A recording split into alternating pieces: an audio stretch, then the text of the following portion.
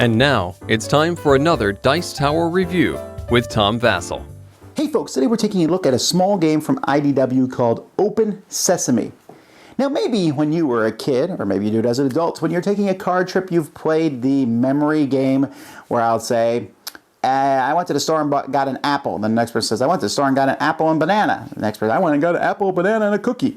And you keep going, and the first person to forget something in the line of increasingly lengthy objects messes up. And there's different ways to play that style game. That's what Open Sesame is, with a little bit of push your luck involved also. Here it is.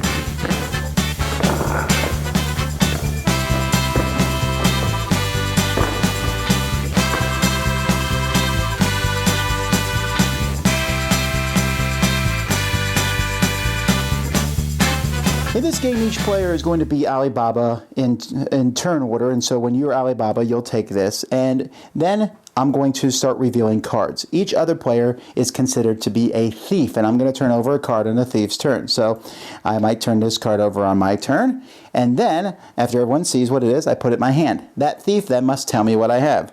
Not hard, right? Slipper. Great. Then it's the next thief's turn. I flip over this card. Hey, it's a pillow. I put it in my hand. That thief has to tell me that I have a slipper and a pillow. Then I draw another card. Now we have a camel. However, this camel has a bell here, and I'm going to put this bell symbol here. I made some noise stealing this camel. But the next person is going to have to tell me that I have a slipper, a pillow, and a camel. And this will continue going around until the round ends. Now, the round can end three different ways. If you ever have three of the same of these tokens out there, or you have one of each of the three different types, the round will immediately end. The player can also decide to not draw a card and end the round, and they can also end the round if a thief incorrectly tells them what's in their hand. So let's go through each of those possibilities. Let's say the tokens happen. In that case, Alibaba has pushed his luck too far.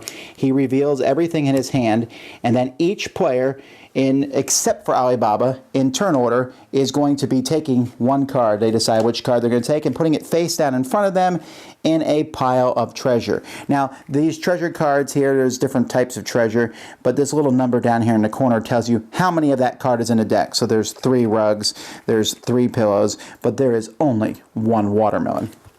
So players will do that. If Alibaba stops the round of his own accord, no one's messed up, he just decides he doesn't want to push his luck and ends it, then he reveals the cards, and the same thing happens except Alibaba gets to choose the first card, and he participates and will also get cards as players are taking them from the middle.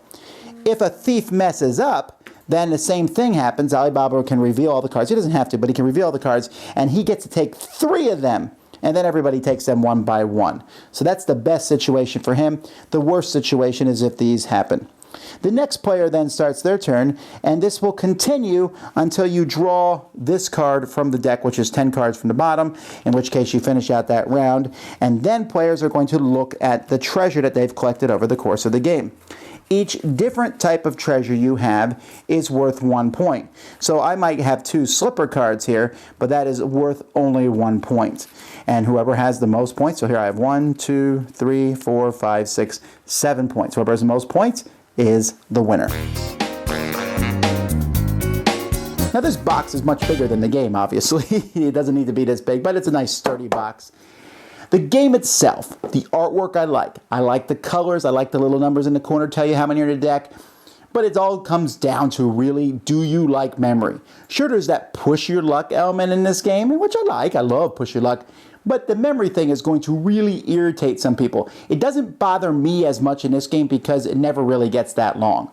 Because of the push your luck element, eventually Alibaba's going to be like, all right, we're done. Because there's a lot of yellow, blue, and green cards in the deck. See, here's a quick flash through of what's in the deck, and you can see that those are going to be taken. And when you have 2 blues and 1 yellow, at that point, a green will get you, or a blue will get you. So, you know, players are like, I don't think I'm going to turn over 1 card, because it's not fun when you're Alibaba, and the third thing is revealed, and everyone else gets to pick 1. So because of that, I don't think the memory is that bad. If you had to memorize 10 things, but I think at the most you'll memorize 6, maybe 7 sometimes. And they're not that hard of objects to remember. And we make things silly like, hey, there's a pillow, and on top of the pillow is a rug, and on top of the rug is a watermelon.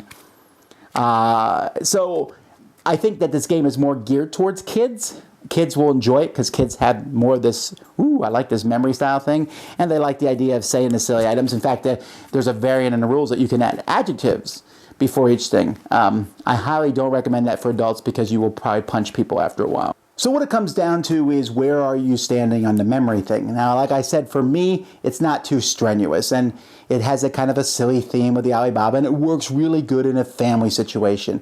It's not one that I would want to play constantly. I think one time and you're good. Hey, we did a filler, now we can move on to the next game or what have you. But for that, hey, it's something different and unusual with memory. It has that little bit of push your luck, which I'm a fan of. So check it out. That's Open Sesame. Dice Tower Judgment, approved, but only if you like memory.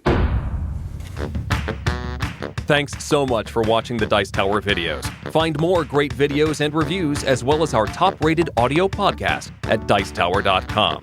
You can also find other great shows at Dicetowernetwork.com. I'm Eric Summerer, and you've been watching The Dice Tower.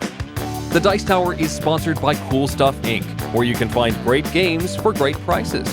Cool stuff in stock. Check them out at CoolStuffInc.com. Shut the door!